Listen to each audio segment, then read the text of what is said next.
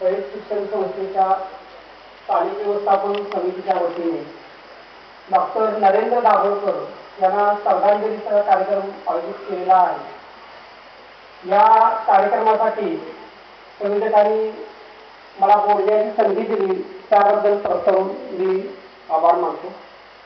विज्ञान आणि अंधश्रद्धा यांचा जर इतिहास पाहिला आपण तर तो इतिहास अत्यंत जुना असा इतिहास आहे। इसवी सन पूर्व 3रे शतक ते इसवी सन पूर्व 2रे शतक हा जो काही कालखंड आहे तो ग्रीक कालखंड म्हणून जगाच्या पाठीवर संबोधला जातो आणि या ग्रीक कालखंडाला गोल्डन एज असं नाव आहे। कारण का तर त्याला सुवर्ण युग असं आपण त्याला म्हणतो, कारण या काळात विज्ञानाच्या सर्व शाखांमध्ये संशोधन झालेलं होतं। त्या काळामध्ये होमर असेल, थेल्स असेल, इरॅटोफेनिस असेल, अशा वेगवेगळ्या तज्ज्ञांनी हेरोडोट, त्यानंतरचा रोमन कालखंड असेल त्या काळामध्ये स्ट्रॅबो, टॉलेमी यांनी वेगवेगळ्या विषयामध्ये संशोधन केलं होतं आणि वेगवेगळ्या विषयाचा पाया जो आहे तो गाठलेला होता। त्या काळामध्ये म्हणजे विचार करा 2300 वर्षापूर्वी इरॅटोफेनिस या शास्त्रज्ञानं पृथ्वीचा परिघ मोजण्याचा प्रयत्न केला आणि तो परिघ टेप देखील नव्हता मोजायला। बैलगाडीच्या चक्राने काय केलं, त्याला 2 शहरांमध्ये अंतर मोजलं, गाडीचं किती चाकं फिरते गाडी असा अनुषंगाने, आणि तो आत्ताच्या विज्ञानामध्ये अत्यंत मिळता जुळता अशा प्रकारचा आहे। आणि त्याच काळामध्ये काही अंधश्रद्धा देखील होत्या। त्या अंधश्रद्धा कोणत्या होत्या तर सूर्य दररोज पेटवला जातो आणि सूर्य दररोज समुद्रामध्ये बुडून विझतो किंवा आकाश जे आहे ते एका खांबावरती तोडलेलं आहे, अशा प्रकारच्या काही त्या काळामध्ये देखील अंधश्रद्धा होत्या। प्राचीन भारताचा जो काही इतिहास आहे त्यामध्ये देखील विज्ञानाला महत्त्व आहे। भास्कराचार्य असतील, कणाद असेल, चार्वाक असेल, उत्पन्न असेल, भट्टील असेल, वेगवेगळे विचारवंत होऊन गेलेले आहेत प्राचीन भारतामध्ये। प्राचीन भारतावर यांनी शून्याचा शोध लावलेला आहे। त्याचबरोबर कालमापनाबाबतचं संशोधन केलेलं आहे। त्याचबरोबर वेगवेगळ्या क्षेत्रामध्ये संशोधन केलं होतं। भारतीय विद्यापीठामध्ये जगभरातून लोक येत होते आणि तक्षशिला नालंदा विद्यापीठामध्ये संशोधन करत होते। असा आपल्या भारताचा मोठा इतिहास आहे आणि त्या भारतामध्ये देखील अंधश्रद्धा पूर्वीपासून आहेत आणि आजही असलेले आपल्याला पाहावयास मिळतात। यानंतरचा जो काही कालखंड येतो ग्रीक कालखंड नंतर रोमन कालखंडानंतर मध्ययुगीन कालखंड येतो, तो इसवी सन 5वे शतक ते 12वे शतक हा कालखंड आहे। आणि हा कालखंड संपूर्ण जगामध्ये डार्क एज म्हणून संबोधला जातो, काळं युग किंवा अंधकारमय युग म्हणून काय केलं तर संबोधलं जातं। का तर या काळामध्ये जगात कुठेही फार मोठं संशोधन झालं नाही। का झालं नाही तर याचं सगळ्यात महत्त्वाचं कारण आहे तर या काळामध्ये धार्मिकतेचा पगडा जगावरती होता, प्रामुख्याने ख्रिश्चन धर्मियांचा पगडा होता। आणि एखादी जर गोष्ट एखादा नवीन शोध लावला शास्त्रज्ञानं तर त्या शास्त्रज्ञाला धर्म बहिष्कृत केलं जाईल। त्या काळामध्ये युरोपमध्ये ब्रुनो नावाचा शास्त्रज्ञ होऊन गेला आणि या ब्रुनोला धर्मगुरूंनी जिवंत जाळलं। का जाळलं जिवंत तर ब्रुनोने शोध लावला होता कोणता तर पृथ्वी जी आहे मध्यभागी आहे विश्वाच्या, अशा प्रकारची त्या काळामध्ये कल्पना होती। आणि पृथ्वीवरती असणारं ख्रिश्चन धर्मियांचं जे जेरुसलेम हे ठिकाण आहे ते मध्यभागी आहे, असे काहीतरी लोकांची कल्पना होती, धार्मिक कल्पना। आणि ब्रुनोनं सांगितलं की बाबा पृथ्वी मध्यभागी नाही तर सगळ्या विश्वाच्या आपल्या ह्याच्यामध्ये काय आहे, सूर्य मध्यभागी आहे आणि सूर्याभोवती ग्रह तारे फिरतात असं सांगितलं। आणि त्यामुळे त्यांच्या धार्मिकतेला तडा गेला आणि त्या ब्रुनोला काय केलं, युरोपातील धर्मगुरूंनी जिवंत जाळलं। त्यामुळे ब्रुनोला जाळल्यामुळे संपूर्ण जग 1000 वर्ष अंधश्रद्धेमध्ये राहिलं। कोणत्या तर सूर्य मध्यभागी नाही तर पृथ्वी मध्यभागी आहे। म्हणजे कोपर्निकसने 18 शतकात सांगेपर्यंत जग काय झालं, चुकीची कल्पना मानत राहिलं की पृथ्वीच मध्यभागी आहे। त्यानंतरचा जो कालखंड येतो तो संशोधन युगाचा कालखंड आहे, 12व्या शतकापासूनचा पुढचा। त्या काळामध्ये मॅगेलन या युरोपमधील जो काही प्रवासी होता त्यानं जग प्रवासाला निघाला आणि त्यानं सिद्ध केलं मॅगेलननं काय की जगाला प्रदक्षिणातून पाण्यात जलमार्गे त्यानं घातली, पृथ्वी गोल आहे हे सिद्ध केलं। आणि त्या काळामध्ये मार्को पोलो, कोलंबस, वास्को दी गामा, कॅप्टन कुक अशा युरोपातील अनेक लोकांनी जग सफरी केल्या, परंतु त्या काळामध्ये भारतामध्ये पगडा काय होता तर समुद्र उल्लंघन करून जायचं नाही. जर समुद्र आपण उल्लंघन करून बाहेर गेलो तर आपल्याला काहीतरी पातक लागेल, अशा प्रकारची कल्पना अलीकडे 18व्या शतकापर्यंत असलेली आपल्याला पाहाव्यास मिळते. आपल्या देशामध्ये जे काही संत आहेत त्यांनी अंधश्रद्धा पेरलेले नाहीत, तर त्यांनी अंधश्रद्धा कमी करण्याचं काम देखील केलेलं आपल्याला पाहाव्यास मिळतं.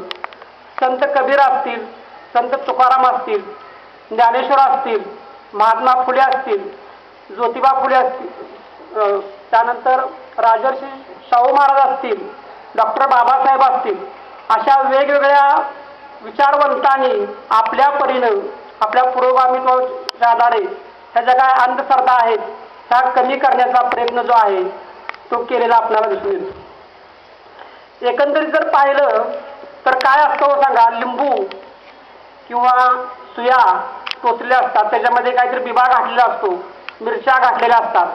विचार करा, प्राचीन काळामध्ये कुणीतरी ही कल्पना सुरू केली असेल, बरोबर ना? त्याचा उद्देश काय असावा की दवाखाना नाही कुठेतरी, मला वाटतंय बरं का, दवाखाना कुठेही नाही, कुठेतरी गावच्या शिवेवरती किंवा एखाद्या मंदिरामध्ये किंवा एखाद्या निर्जन ठिकाणी असं काहीतरी बांधून टाकलं.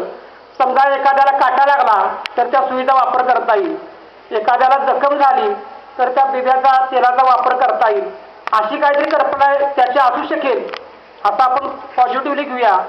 पण त्या कंडादोऱ्याची किंवा सुईची आता सध्याच्या काळामध्ये गरज नाही, हा एक भाग आहे. त्यानंतर काही श्रद्धा आपण जपतो आणि त्यातून बरंच आपलं पर्यावरणात देखील राहतो. पांडवांनी आपलं उदाहरण माहीत आहे की आपली जे शस्त्र आहेत ती कुठे ठेवली होती, शमीच्या झाडावर ठेवली होती आणि ती दसऱ्या दिवशी काढली म्हणून आपण काय करतो, शमीच्या पानं जी आहेत ती सोनं म्हणून लुटतो आणि इतरांना वाटतो. हजारो वर्ष असं आपण केलं आणि शमीची झाडं काय झाली, नामशेष झाली. मग लोकांनी काय केलं, शमीसारखी दिसणारी आपट्याची पानं वापरायला चालू केली, ती पण नामशेष होत गेली. आता जर तुम्ही पाहिलं तर आपट्याचं पान पण आता दुर्मिळ झालेलं आहे आणि आपण कांचन किंवा कांचनार हा जो काही वृक्ष आहे त्या झाडाची पानं आता आपण वापरतो, मोठ्या आकारात थोडंसं सोनं आहे ते आपण वापरतो. ही प्रथा बदलून काही पुरोगामी विचारांच्या लोकांनी कोल्हापुरामध्ये अशी प्रथा सुरू केली की आपट्याच्या बिया गोळा केल्या जंगलातून आणि त्याचं झाड तयार रोपं तयार केली आणि सोन्याऐवजी त्याची पानं जी आहेत ते वाटण्याचा उपक्रम त्या ठिकाणी राबवलेला दिसून येतो. त्यानंतर तुळशीला स्त्रियांनीच का प्रदक्षिणा घालायच्या याचा शास्त्रीयचा विचार केला तर पूर्वीपासून काय आपल्या घरामध्ये चूल असते, चुलीपुढे स्त्री असते, कार्बन डायऑक्साईड वायू तिथे निर्माण होतो आणि स्त्रीनं जर तुळशीला पाणी घातलं किंवा प्रदक्षिणा घातल्या तर तिच्या शरीरातला कार्बन डायऑक्साईड वायू बाहेर पडेल, ऑक्सिजन तिच्या शरीरामध्ये भरला जाईल किंवा आपल्या अंगणामध्ये घरामध्ये ऑक्सिजन खेळता राहील. हे धार्मिक कारण त्या ठिकाणी, शास्त्रीय कारण त्या ठिकाणी असले आपल्याला पाहाव्यास मिळते. त्यानंतर अशा प्रकारे वेगवेगळ्या गोष्टी आहेत. उदाहरण भूकंपाचं घेऊ आपण. भूकंपाची कल्पना काय होती प्राचीन काळी तर शेषनागाच्या डोक्यावरती काय आहे, पृथ्वी आहे, ती पृथ्वी जर काहीतरी जर हल्ली, शेषनाग हल्ला तर भूकंप होईल अशी कल्पना होती. हा जो विचार आहे तो आपल्यातील एक थोर विचारवंत अण्णाभाऊ साठे यांनी मोडीत काढलेला आहे. अण्णाभाऊ साठेंनी वाक्य आहे की ही पृथ्वी शेषनागाच्या डोक्यावर नसून तर सर्विकांच्या तळ हातावरती आहे, अशा प्रकारचे विचार मांडले आणि तो जो आहे अंधश्रद्धेचा भाग त्या ठिकाणी त्यांनी खोडून टाकला. आता मी एक भूगोलाचा प्राध्यापक आहे. 1967 पूर्वी आपल्या भूगोलाच्या पुस्तकामध्ये एक वाक्य होतं की आपला जन्म दक्कनच्या पठारावर झालेला आहे आणि आपण एवढी सुदैवी माणसं आहोत की आपले दक्कनचे पठार भूकंपाला देखील हलणार नाही. 1967ला कोयनेचा भूकंप झाला आणि काय झालं, ह्या वाक्याला तडा गेला. त्यानंतर लोकांच्या मध्ये ट्रेंड निर्माण झाला, काय शास्त्रज्ञामध्ये धरणा आहे, धरणामुळे भूकंप होतो अशा प्रकारे. 1993 मध्ये काय झालं तर लातूरला किल्लारला भूकंप झाला आणि त्या ठिकाणी काय झालं, कुठलंही फार मोठं धरण नव्हतं, त्या वाक्याला पण छेद गेला.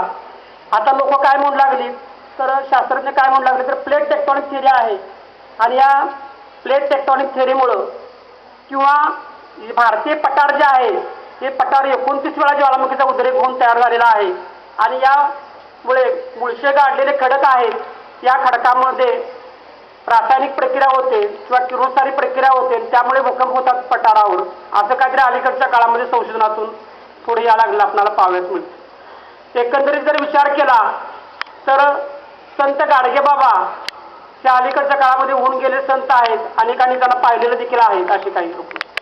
तर संत गाडगे बाबा पंढरपुरामध्ये होते एक दिवस आणि ते प्रत्येकाला विचारायचे भक्ताला, दर्शन घेऊन येणाऱ्याला, का रे बाबा तुम्ही विठ्ठलाचं दर्शन घेतलं का? तर लोक म्हणाले हो घेतलं. तुम्हाला विठ्ठल भेटले का? हो भेटले. तुमच्याशी बोलले का? तर बोलले नाही. तुम्ही काय केलं? तर काय नाही, अभिषेक घेतलं घातला, कपडे घातले असं वगैरे वगैरे म्हणायचे. तर म्हणायचे तर तुम्ही दगडामध्ये जो देव शोधताय तो पहा, त्या झाडाखाली देव बसलेला आहे. आणि ते कोण होते? तर अनंत पण त्याचा संदर्भ दिला होता. तर ते कोण होते? आपले कर्मवीर रावराव पाटील होते. तर अशा अनुषंगानं खरी गरज काय आहे अंधश्रद्धा निर्मूलनामध्ये? तर शिक्षणाची गरज आहे. आणि कर्मवीर भाऊराव पाटलांनी ज्या भूमीमध्ये आपला विचार मांडला आणि महाराष्ट्रभर पसरला, त्याच भूमीमध्ये डॉक्टर नरेंद्र दाभोळकर यांनी विचार आपले मांडलेले आहेत. गेल्या 2 दशकामध्ये दाभोळकर सरांनी जे विचार पेरलेले आहेत त्याचं भविष्यामध्ये पीक निर्माण होणार आहे. आणि हे पीक जोमानं वाढवण्याचं, त्याबरोबर त्याची वाढ करण्याची जबाबदारी जी आहे ती तुम्हा सर्वांवरती येऊन पडलेली आपल्याला पाहाव्यास मिळते.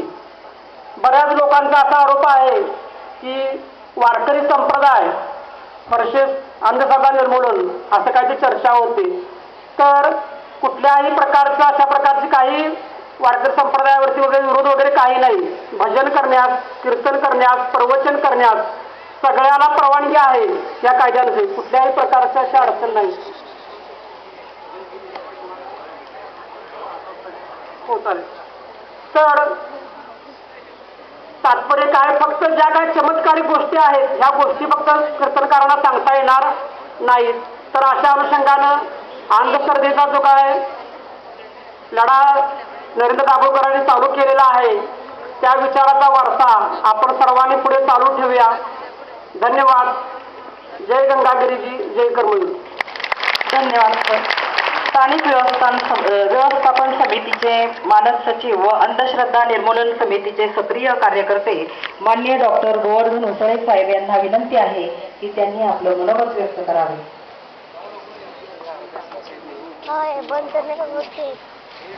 दरम्यान विद्यार्थ्यांना सूचना आहे की ते शांतपणे या कार्यक्रमाला आपली उपस्थिती दाखवावी.